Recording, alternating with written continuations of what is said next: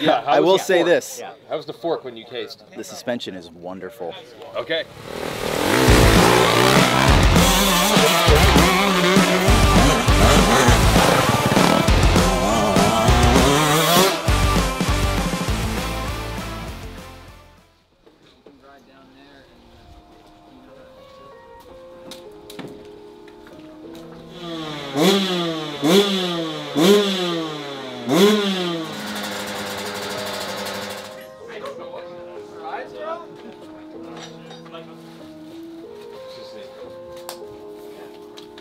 Yeah, the track's prime right now. So. Is it? Oh yeah, that's right. I'm riding the weekend off of Supercross, and this is awesome. Yamaha every couple of years invites us to Randy Hawkins' property in South Carolina. Randy Hawkins, the AMA Hall of Famer, multi-time national enduro champion, has been running Yamaha's factory GNCC and Pro Yamaha team forever. So every couple of years, Yamaha brings journalists out to ride their cross-country line of bikes, and that's significant alone that they have these bikes. So for years, I've said this before, the Japanese had motocross bikes and they had trail bikes that were super quiet, super heavy, super soft suspension. But in the last decade, they've really started chasing GNCC and hare scramble riders. It's a huge market. So what these are motocross bikes essentially, with just a few tweaks to make them better for riding in the woods. And what's really cool is they even have them, yes, in two strokes. This is the YZ250X. So it's much like the YZ250 motocross bike, but with a few changes to the power delivery and suspension to make it better in the woods. We'll find out how it rides. And this is the YZ125X. Same thing, similar to the YZ125. So Mitch Kendra is going to do the riding on this, and then we'll switch, and then we'll do more. And same thing, the power delivery and suspension is a little bit softer and easier to manage for riding in the woods. And then tomorrow we'll come back and ride the 450, which is completely new and based on the redesigned motocross bike from last year. But most importantly, I think it's just gonna be fun to ride in these woods. I've gotten to do this event before, the trails are epic, but we haven't ridden two strokes in a while. Yeah, it's going to be a learning experience just being here. Yeah. Dirt's a little different from what I'm used to, a little softer and stuff, but like you mentioned, the cross-country bikes, these are what these conditions are made for. That's why Yamaha has this event here. Yep. A lot of this is based around the GNCC that kicks off this weekend, the Big Buck GNCC. Yep. But a lot of those entries they showed us in the presentation yesterday, a lot of those entries come from the East Coast, this type of terrain. Yep. So it's going to be fun to put these bikes to the test. It'll be fun to be on two strokes. We've got kickstands, we've got hand guards. Let's get into it. Let's get off. Yeah. Were you purposely?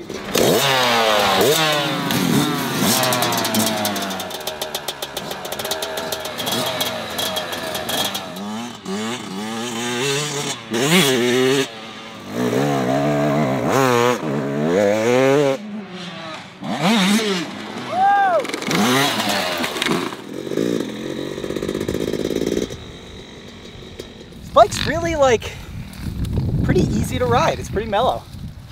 And then it's like, to be honest, I didn't even know what gear I was in half the time. I was like, I thought I was second or third, but I think I was third and fourth, and it was still like, damn, I'm not like bogging too much. It was fun. Good bike.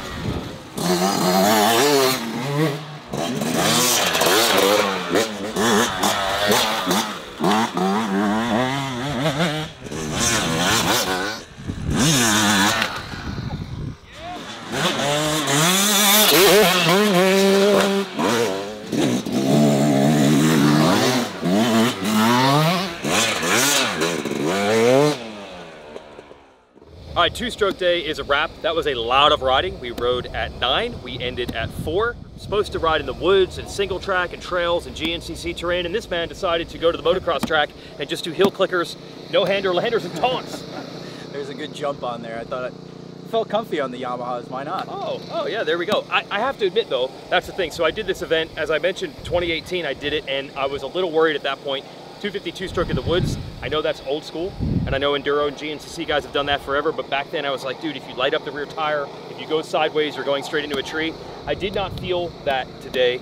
The 250 was surprisingly easy to ride. It's still at a hit, but nothing out of control. I did go on a trail ride through the gnarly single track, the extreme enduro, and one of the best Supercross riders ever said what? A lot better than I was expecting. All right, we had fun. Now tomorrow we'll be back to ride the 450 and we'll compare, but all the things you like about two strokes, these bikes have it, and a few of the things you don't like, how hard to ride you might think they are, they don't have that. So it's a pretty good bike. Day 2 of our Yamaha cross-country bike test here at Randy Hawkins' land, the GNCC team manager for Yamaha's factory GNCC team. Damon Bradshaw over there. Got to ride some trails with Bradshaw and Villapoto yesterday. It's unbelievable that we get to do this. Anyway, today is 4-stroke day. This is the bike that Yamaha really wants to talk about, the 450FX. Most motocross people know that the YZ450F was redesigned for motocross purposes in 2023. This bike mimics those changes, the new frame, slimmer bodywork. Most of the motocross people will tell you that the motocross bike got more nimble, lighter, and the steering and turning was really improved on that. So it'll be interesting to see how that impacts this bike in the woods. And of course it does have changes to make it a more off-road oriented bike. The side stand, the 18-inch rear wheel, and the suspension changes probably primarily are what's going to make it more of a off-road focused bike. But it is key to know that this is pretty much the motocross bike with a few changes. It's not that different, and those are really the bikes that GNCC type people have always wanted. A motocross bike that's just tuned up a little bit for the type of riding they do. Curious to see if, even for a novice like myself, if the 450 might actually be easier to ride than the 250. So we're going to find out today. And I should have Matt Rice here with me to talk about this, but he immediately decided to triple something on the motocross track in his warm-up today, and he's getting ice on his wrist. And he's supposed to race to GNCC on Sunday, so how's that going to go?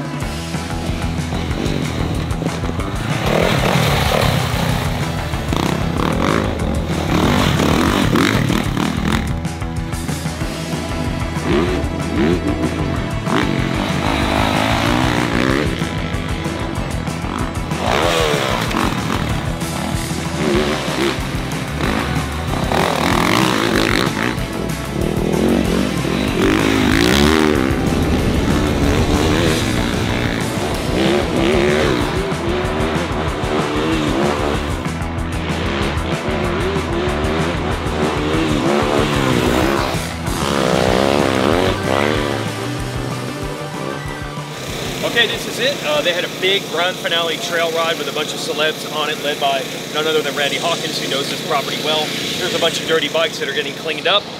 Here's Damon Bradshaw's bike. Something about a creek and hitting a log, and Villapoto going down, and Bradshaw going down, and then Jamie Darkside Wiedek being able to say, oh my gosh, I got to crash with Ryan Villapoto. It's kind of a dream come true for a lot of us to be able to do this kind of fun riding, but it is also supposed to be serious as we analyze these bikes. So today was 4-stroke day. We got to ride this 125 yesterday. Had I known it was still here and still dirty, I would have ridden it today. I didn't know it was available. But today we turned to this, and what you really learn about the 4-strokes, for better or for worse, is that they're a lot easier to go a lot faster on. And as I always say in the world, better is usually better, but sometimes it's actually not better, because the experience on the 125 and the 250 was just as fun. We were all jumping bigger things today, more on that in a moment. And if I had a lap time on me, it was probably faster on this. So if you want to go racing, this 450, don't confuse yourself. It's the same thing I think every time I come to this event. Man, can I really handle a 450, especially in the woods? It's going to be too much bike. They've come such a long way with being nimble, feeling light, and the power delivery is really easy to tame on this bike. Plus you have the Yamaha Power Tuner app, so you can customize it beyond that. And then this magic button here, if you hit this button when the bike is on, this blue light comes on. That's what we call like the gnarly switch. When you're in really gnarly, muddy, rutted conditions, it becomes almost impossible to get wheel spin. And no matter what your level of skills are, this bike will get you through it. So the 450 in some ways is easier to ride in the tough stuff. And then in the motocross track, certainly you can go fast and jump bigger jumps as well. It's just something to think about. It's the 4-stroke thing, right? It is better from a technical standpoint and from a stopwatch standpoint. But is it better? I don't know if it was any more fun than the 2-strokes. So let's talk YZ450X in depth.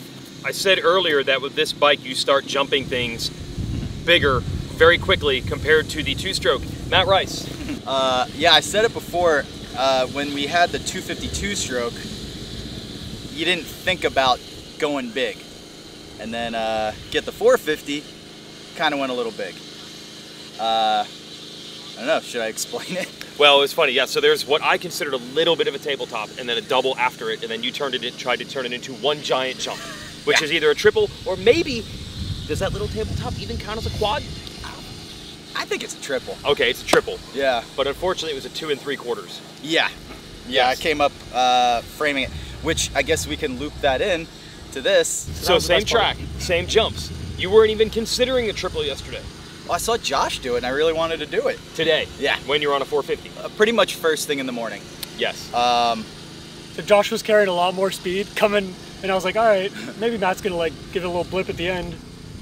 Yeah, I didn't do that.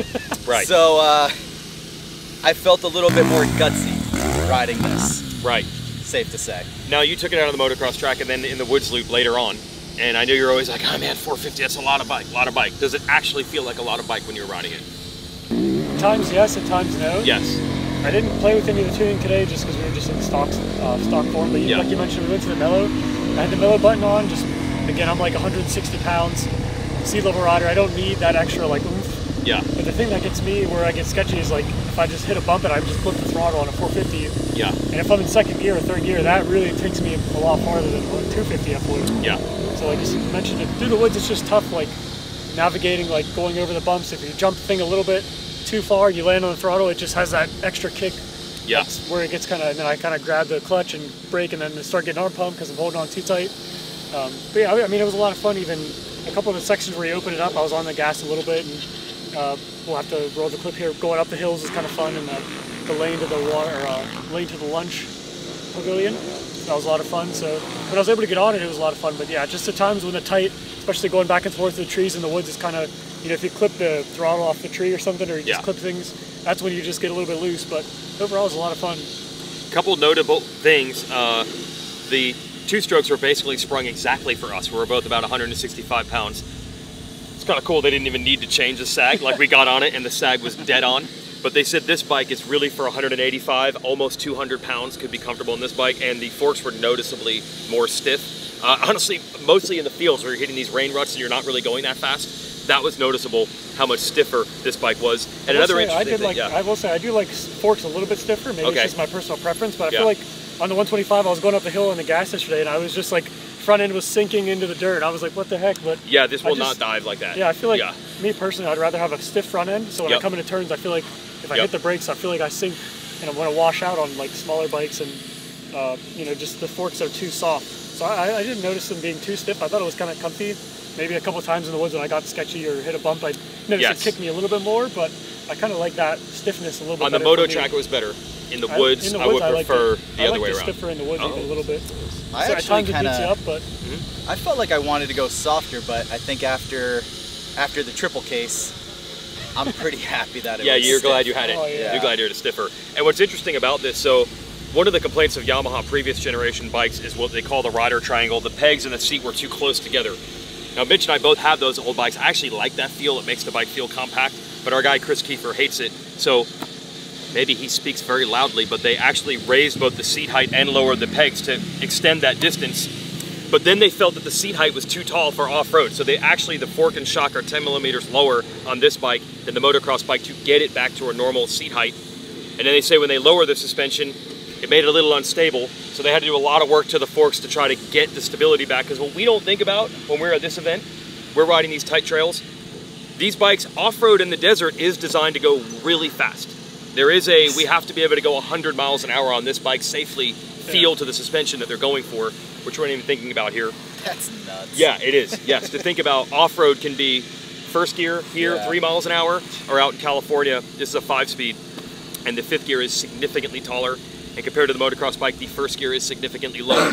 So they're just minor changes, but they all add up. Yeah, I was going to say too, going off the rider triangle, my YZ, I have a 2021 YZ250F. I did notice it's narrowly skinnier here. Absolutely. Like right here, and then even the shrouds. Yeah. And then we were talking to, I think his name was Steven, right? Yep. He mentioned that that's a big difference. I think he said it was like 1.5 inches total. Narrower right here, yeah. More narrow, which again is not, maybe you sit on it, you don't realize it, but when you're going into turns, your leg isn't sticking all the way out here. It's more tight. You can keep your leg in tight. So again, when you're going through tight turns or trees or anything, it's just less chances of catching stuff. And at first, like just sitting on it, you don't necessarily realize it, but then you kind of get comfy with it. You're like, you know, if I'd ride this back to back with my bike, I'd be like, holy crap, my bike would be like riding a boat. Feel big. Yeah. It would. So for me, I would just like to get the fork where it was on the 252 stroke. Otherwise, this is a really awesome bike, but there is something to be said for not being as tempted to go as fast and as big, but still having as much fun on the 2-stroke. Yeah, even after, it was a lot of fun. Yeah, Good you were in bike. some pain, but you didn't care. You still went out and Nah, rode it. it's whatever. It'll rub out. So we want to thank Yamaha for hosting us. It was cool. We had Damon Bradshaw and Ryan Villapoto here. Villapoto took me into the woods yesterday. They did a massive trail ride today. It's part of the fabric of this. Like, we're getting to just bench race and hang out with those guys, which is really part of it as well. Camaraderie. Yeah. Walking to get ice cream with them. Walking to get ice cream, and we're making fun of him, and he's making fun of us. It's all pretty cool. So thanks to Yamaha for doing it. I hope they do it again. They've done it several times here, and we're not done because the plan is for you to race GNCC on Sunday. Yeah, I'm next. Thanks to Yamaha for having us out. This is a market that everyone should have been going for a long time, because the thing is, we all rode on the motocross track a lot on these bikes. There's nothing about these bikes that you can't take out on a motocross track. In fact, for guys our speed, I mean, this guy's doing freestyle, so he's different. You could honestly say that a little bit mellower power and a little bit softer suspension might actually be better on a motocross track for the average rider. And then you get all the benefits of being able to ride them well off-road, East Coast and West Coast. So I think this is a better all-around bike than the motocross one. Yeah, I know you want to laugh that it has a kickstand and an 18-inch rear wheel, but it's fine. Yeah, like you mentioned, that being the stiffer setup that they have initially, like guys that are race GNCCs, they can hop on this bike. If they're 200 pounds, 240 pounds, your weekend warrior type guy, they can get on this bike, have a blast, and then give it to somebody that's like Matt, a little bit smaller, a little bit faster. Yeah. And he can tune it a little bit specific engine-wise, and then they can adjust the clicker and stuff. And again, you have a blast on it. That's the thing with bikes nowadays. Like, they're all great bikes, but the versatility from the weekend warrior big guy that rides once a week maybe, just wants to get a lot of seat time, versus like somebody like Matt who just hauls ass and is doing freestyle tricks. Like, I wouldn't say that.